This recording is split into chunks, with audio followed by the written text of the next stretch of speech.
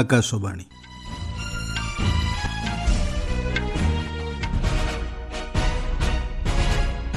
ସମ୍ବାଦ ପଢ଼ୁଛନ୍ତି ସତ୍ୟବ୍ରତ ବେହୁରା। ସେନା ଚିକିତ୍ସା ପ୍ରସ୍ତୁତିର ଅନୁସନ୍ଧାନ ଓ ବିକାଶ ଲାଗି ଦେଶର ପ୍ରଥମ ଶୈକ୍ଷିକ ଓ ପରିଚାଳନା ବିଭାଗର ଶୁଭାରମ୍ଭ କଲେ ପ୍ରତିରକ୍ଷା ମନ୍ତ୍ରୀ। ନୂଆଦିଲ୍ଲୀରେ ଆସନ୍ତା ଅକ୍ଟୋବର ମାସରେ ଅନୁଷ୍ଠିତ ହେବ ଇଣ୍ଡିଆ ମୋବାଇଲ କଂଗ୍ରେସର 10ମ ସଂସ୍କରଣ। ବିଷୟବସ୍ତୁ ରହିଛି ପରିସୀମା ପରେ ବିସ୍ତାର। ସାର୍ବଜନୀନ ପରୀକ୍ଷା ସଂଶୋଧନ ବିଧେୟକ ଲୋକସଭାର ମଞ୍ଜୁରୀ ଲାଭ କରିବା ପରେ ଛାତ୍ରଛାତ୍ରୀ ଓ ଯୁବ ପ୍ରତିଯୋଗୀଙ୍କୁ ଶୁଭେଚ୍ଛା ଜଣାଇଲେ କେନ୍ଦ୍ରମନ୍ତ୍ରୀ ଅଶ୍ୱିନୀ ବୈଷ୍ଣବ। ଇରାନ ସେନା ସହ ସମ୍ପର୍କିତ କେତେକ ପ୍ରତିଷ୍ଠାନ ଉପରେ ପ୍ରତିବନ୍ଧକ ଜାରି କଲା ଆମେରିକା ଏବଂ ରାଜ୍ୟଗୋଷ୍ଠୀ କ୍ରୀଡ଼ାରେ 15ଟି ପଦକ ସହ 8ମ ସ୍ଥାନରେ ଭାରତ। ପ୍ରତିରକ୍ଷା ମନ୍ତ୍ରୀ ରାଜନାଥ ସିଂ ସେନା ଚିକିତ୍ସା ନିମନ୍ତେ ଦେଶର ପ୍ରଥମ ଶୈକ୍ଷିକ ଏବଂ ପରିଚାଳନା ବିଭାଗର ଶୁଭାରମ୍ଭ କରିଛନ୍ତି। ଲକ୍ଷ୍ନୌସ୍ଥିତ କେନ୍ଦ୍ରୀୟ କମାଣ୍ଡ ହସ୍ପିଟାଲରେ ଏହି ସେନା ଚିକିତ୍ସା ବିଭାଗର ଆଭାସୀ ଜରିଆରେ ମନ୍ତ୍ରୀ ଶ୍ରୀ ସିଂ ଉଦ୍ଘାଟନ କରିଛନ୍ତି। ଏହାର ଉଦ୍ଦେଶ୍ୟ ହେଉଛି ଯୁଦ୍ଧକ୍ଷେତ୍ରରେ ଚିକିତ୍ସା ଲାଗି ପ୍ରସ୍ତୁତି ତ୍ୱରାନ୍ୱିତ, ଅନୁସନ୍ଧାନ କ୍ଷେତ୍ରର ବିକାଶ ଏବଂ ସ୍ୱଦେଶୀ ସିଦ୍ଧାନ୍ତର ବିକାଶ କରିବା। ଏହି ଅବସରରେ ପ୍ରତିରକ୍ଷା ମନ୍ତ୍ରୀ କହିଛନ୍ତି, ନୂଆ ସେନା ଚିକିତ୍ସା ବିଭାଗ ଦେଶର ସେନା ମାନସିକତା କ୍ଷେତ୍ରରେ ଏକ ଯୁଗାନ୍ତକାରୀ ପରିବର୍ତ୍ତନ ଆଣିବ। ସମସ୍ତଙ୍କ ସହଯୋଗରେ ଏହାକୁ ବିଶ୍ୱର ସର୍ବଶ୍ରେଷ୍ଠ ଯୁଦ୍ଧକ୍ଷେତ୍ର ଚିକିତ୍ସା ଅନୁସନ୍ଧାନ କେନ୍ଦ୍ରରେ ପରିଣତ କରାଯିବ ବୋଲି ଶ୍ରୀ ସିଂ କହିଛନ୍ତି। ପ୍ରତିରକ୍ଷା ମନ୍ତ୍ରୀ କହିଛନ୍ତି, ପାରମ୍ପରିକ ଅସ୍ତ୍ରଶସ୍ତ୍ର ସହ ବର୍ତ୍ତମାନ ସମୟରେ ସାମୂହିକ ବିନାଶ ସୃଷ୍ଟି କରୁଥିବା ଅସ୍ତ୍ରଶସ୍ତ୍ରର ଭୟ ବୃଦ୍ଧି ପାଇଛି। ଏଭଳି ପରିସ୍ଥିତିରେ ଏହି କେନ୍ଦ୍ର ଅନୁସନ୍ଧାନ ଏବଂ ବିକାଶ କେନ୍ଦ୍ର ଭାବେ କାର୍ଯ୍ୟ କରିବ ବୋଲି ସେ କହିଛନ୍ତି। କେନ୍ଦ୍ର ଯୋଗାଯୋଗ ମନ୍ତ୍ରୀ ଜ୍ୟୋତିରାଦିତ୍ୟ ସିନ୍ଧିଆ ନୂଆଦିଲ୍ଲୀରେ ଇଣ୍ଡିଆ ମୋବାଇଲ କଂଗ୍ରେସ 2026ର 10ମ ସଂସ୍କରଣର ବିଷୟବସ୍ତୁ ଉନ୍ମୋଚନ କରିଛନ୍ତି। ଏସିଆର ସର୍ବବୃହତ ଡିଜିଟାଲ ପ୍ରଯୁକ୍ତି ବିଦ୍ୟା ମଞ୍ଚରେ ସାମିଲ ଇଣ୍ଡିଆ ମୋବାଇଲ କଂଗ୍ରେସର ଆୟୋଜନ ଚଳିତ ବର୍ଷ ଅକ୍ଟୋବର ମାସର 7ରୁ 10 ତାରିଖ ପର୍ଯ୍ୟନ୍ତ ନୂଆଦିଲ୍ଲୀରେ ଅନୁଷ୍ଠିତ ହେବ। ଟେଲି ଯୋଗାଯୋଗ ବିଭାଗ ଏବଂ ଭାରତୀୟ ସେଲୁଲାର ପରିଚାଳକ ସଂଘ ମିଳିତ ଭାବେ ଏହି ସମ୍ମିଳନୀ ଆୟୋଜନ କରିବେ। ଏଥିରେ ବିଶ୍ୱସ୍ତରୀୟ ପ୍ରଯୁକ୍ତିବିଦ୍ୟା ବିଶେଷଜ୍ଞ, ଟେଲି ଯୋଗାଯୋଗ ପରିଚାଳକ, ନବସୃଜନକାରୀ, ଷ୍ଟାର୍ଟଅପ୍, ନିବେଶକ, ଗବେଷକ ଏବଂ ନୀତି ନିର୍ଦ୍ଧାରକମାନେ ଯୋଗଦେଇ ଭାରତର ଭବିଷ୍ୟତର ଡିଜିଟାଲ ପରିବର୍ତ୍ତନ ସମ୍ପର୍କରେ ମତ ଉପସ୍ଥାପନ କରିବେ। ଏହି ଅବସରରେ କେନ୍ଦ୍ରମନ୍ତ୍ରୀ ଶ୍ରୀ ସିନ୍ଧିଆ କହିଛନ୍ତି, ଚଳିତ ବର୍ଷ ଇଣ୍ଡିଆ ମୋବାଇଲ କଂଗ୍ରେସର ବିଷୟବସ୍ତୁ ରହିଛି ପରିସୀମା ପରେ ବିସ୍ତାର। ଏହା ଏଭଳି ନବସୃଜନକୁ ଦର୍ଶାଉଛି ଯାହା ଭୌଗୋଳିକ, ଶିଳ୍ପ କିମ୍ବା ପ୍ରଯୁକ୍ତିବିଦ୍ୟା ଦ୍ୱାରା ସୀମିତ ହୋଇ ରହିବ ନାହିଁ। ସୂଚନା ଅନୁଯାୟୀ ଏହି ସମ୍ମିଳନୀରେ 1.5 ଲକ୍ଷରୁ ଅଧିକ ଅଂଶଗ୍ରହଣକାରୀ ଯୋଗଦେବେ, ଯେଉଁଥିରେ 100ରୁ ଅଧିକ ଦେଶରୁ 300ରୁ ଅଧିକ ପ୍ରଦର୍ଶକ ସାମିଲ ହେବେ। କେନ୍ଦ୍ର ସ୍ୱାସ୍ଥ୍ୟମନ୍ତ୍ରୀ ଜେପି ନଡ୍ଡା ଯକ୍ଷ୍ମା ମୂଳୋତ୍ପାଟନ ପାଇଁ ସଂସଦରେ ଥିବା ପଶ୍ଚିମବଙ୍ଗର ସଦସ୍ୟମାନଙ୍କୁ ଜନ ଆନ୍ଦୋଳନର ନେତୃତ୍ୱ ନେବାକୁ ଆହ୍ୱାନ ଦେଇଛନ୍ତି। ଏକ ବୈଠକରେ ଅଧ୍ୟକ୍ଷତା କରି ଶ୍ରୀ ନଡ୍ଡା କହିଛନ୍ତି, ଯକ୍ଷ୍ମା ରୋଗ ପ୍ରତିହତ କରିବା କ୍ଷେତ୍ରରେ ଭାରତ ସଫଳତା ହାସଲ କରୁଛି। ବିଶ୍ୱସ୍ତରରେ ଭାରତରେ ଯକ୍ଷ୍ମା ରୋଗ 21% ହ୍ରାସ ପାଇଥିବା ବେଳେ 92% ରୋଗୀଙ୍କୁ ଚିକିତ୍ସା ଯୋଗାଇ ଦିଆଯାଉଛି।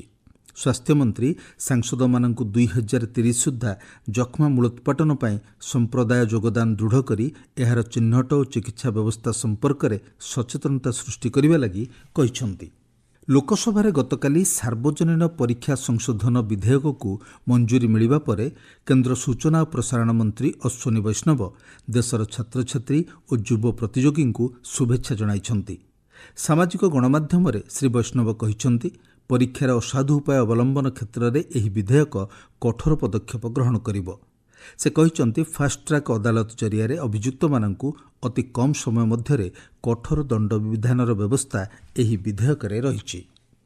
ବାଂଲାଦେଶରେ ଅବସ୍ଥାପିତ ଭାରତୀୟ ଉଚ୍ଚାୟୁକ୍ତ ଦିନେଶ ତ୍ରିବେଦୀ ବାଂଲାଦେଶର ବୈଦେଶିକ ମନ୍ତ୍ରୀ ଡକ୍ଟର ଖଲିଉର ରହମାନଙ୍କ ସହ ବୈଠକ କରିଛନ୍ତି।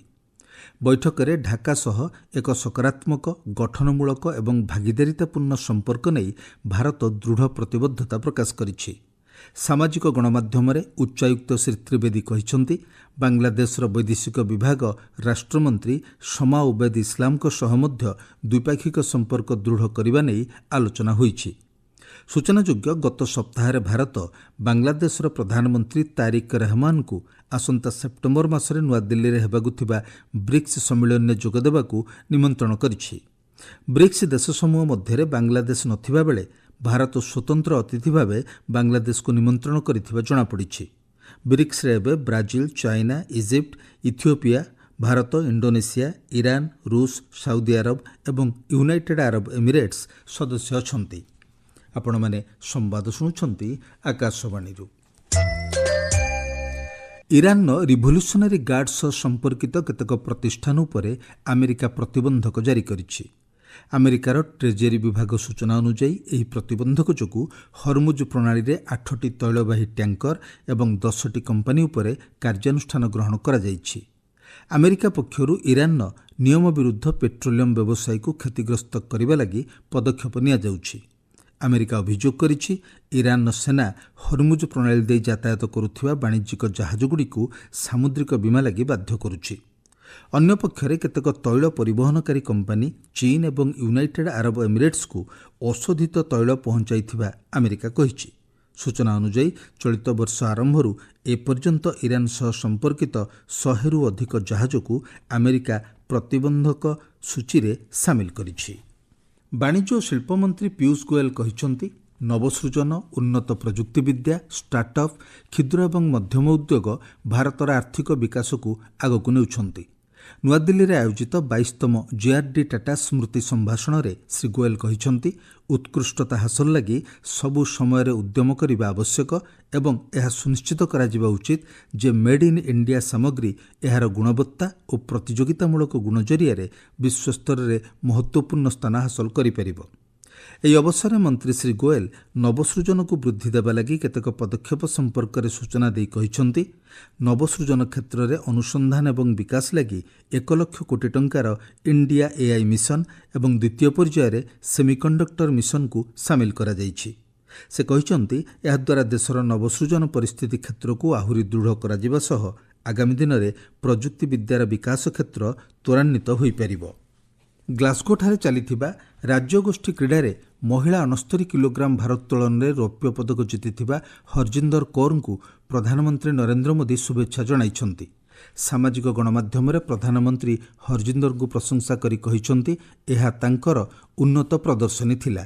ଏ ସମ୍ପର୍କରେ ହରଜିନ୍ଦର କହିଛନ୍ତି, मैं बहुत खुश हूँ सिल्वर मेडल जीत के और अपनी परफॉर्मेंस से भी बहुत खुश हूँ। ट्रेनिंग में मैंने इससे अच्छा क्लीन जर्क कर रखा है, पर फिर भी मैं बहुत सेटिस्फाई हूँ कि मैंने अपनी 6 की 6 लिफ्ट पास। मैं सोच के आई थी इस बार के एक तो मैंने अपने मेडल का कलर चेंज करना है और दूसरा मुझे अपनी लिफ्टिंग अच्छी करके आनी है। मैं सबसे पहले अपनी फैमिली को डेडिकेट करना चाहती हूँ क्योंकि फैमिली का बहुत बड़ा सपोर्ट है मुझे और इंडियन फेडरेशन गवर्नमेंट सबका बहुत सपोर्ट है, उनकी वजह से आज हम यहाँ तक है।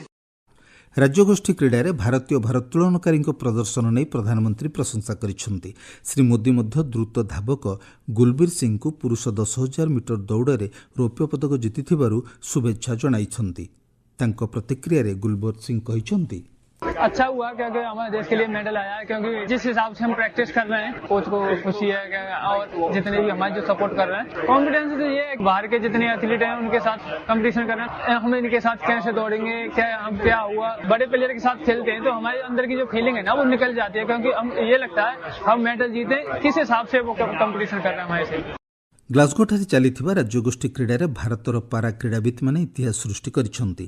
ପୁରୁଷ 100 ମିଟର T47 ଫାଇନାଲରେ ଦିଲ୍ଲୀପ ମାହାଦୁଗାଭିଦ ସ୍ୱର୍ଣ୍ଣପଦକ ଜିତିଥିବା ବେଳେ ମହମ୍ମଦ ବାସିଲ ମୋସିଙ୍ଗା ନାକାଥ ରୌପ୍ୟ ପଦକ ବିଜୟୀ ହୋଇଛନ୍ତି। ଗତକାଲି ପ୍ରତିଯୋଗିତା ଆରମ୍ଭରେ ପୁରୁଷ ଲମ୍ବଡିଆରେ ମୁରଲୀ ଶ୍ରୀଶଙ୍କର ରୌପ୍ୟ ପଦକ ଜିତିଥିଲେ। 15ଟି ପଦକ ସହ ଭାରତ ତାଲିକାରେ 8ମ ସ୍ଥାନରେ ରହିଥିବା ବେଳେ ସେଥିମଧ୍ୟରେ 3ଟି ସ୍ୱର୍ଣ୍ଣ, 9ଟି ରୌପ୍ୟ ଏବଂ 3ଟି କାଂସ୍ୟ ପଦକ ରହିଛି। ଭାରତର ଏଚ୍ଏସ୍ ପ୍ରଣୟ ଏବଂ ଉନ୍ନତି ହୁଡ଼ା ତାଇପେଇ ଓପନ୍ ବ୍ୟାଡମିଣ୍ଟନ ପ୍ରତିଯୋଗିତାରେ ଦ୍ୱିତୀୟ ପର୍ଯ୍ୟାୟକୁ ଉନ୍ନୀତ ହୋଇଛନ୍ତି। 18 ବର୍ଷୀୟ ପ୍ରଣୟ ତାଇପେଇର ୱାଙ୍ଗ ପେଇ ୟୁଙ୍କୁ 21-12, 21-18 ସେଟ୍ରେ ପରାସ୍ତ କରିଛନ୍ତି। ମହିଳା ଏକକରେ ଉନ୍ନତି ହୁଡ଼ା, ତାନ୍ୟା ହେମନ୍ତ, ଅନମୋଲ ଖରବ ଏବଂ ତନ୍ବି ଶର୍ମା ପରବର୍ତ୍ତୀ ପର୍ଯ୍ୟାୟକୁ ଉନ୍ନୀତ ହୋଇଛନ୍ତି। ମୁଖ୍ୟ ସମ୍ବାଦ ପୁଣି ଥରେ। ସେନା ଚିକିତ୍ସା ପ୍ରସ୍ତୁତିର ଅନୁସନ୍ଧାନ ଓ ବିକାଶ ଲାଗି ଦେଶର ପ୍ରଥମ ଶୈକ୍ଷିକ ଓ ପରିଚାଳନା ବିଭାଗର ଶୁଭାରମ୍ଭ କଲେ ପ୍ରତିରକ୍ଷା ମନ୍ତ୍ରୀ। ନୂଆଦିଲ୍ଲୀରେ ଆସନ୍ତା ଅକ୍ଟୋବର ମାସରେ ଅନୁଷ୍ଠିତ ହେବ ଇଣ୍ଡିଆ ମୋବାଇଲ କଂଗ୍ରେସର 10ମ ସଂସ୍କରଣ। ବିଷୟବସ୍ତୁ ରହିଛି ପରିସୀମା ପରେ ବିସ୍ତାର। सार्वजनीन परीक्षा संशोधन विधेयक लोकसभार मंजूरी लाभ करने पर छात्रछात्री और युव प्रतियोगी को शुभेच्छा जणाइले केन्द्रमंत्री अश्विनी वैष्णव। इरान सेना सह संपर्कित केतेक प्रतिष्ठान उपरे प्रतिबंधक जारी कला अमेरिका एवं राज्यगोष्ठी क्रीड़ा 15टी पदक सह 8म स्थान रे भारत। संवाद शेष ହେଲା।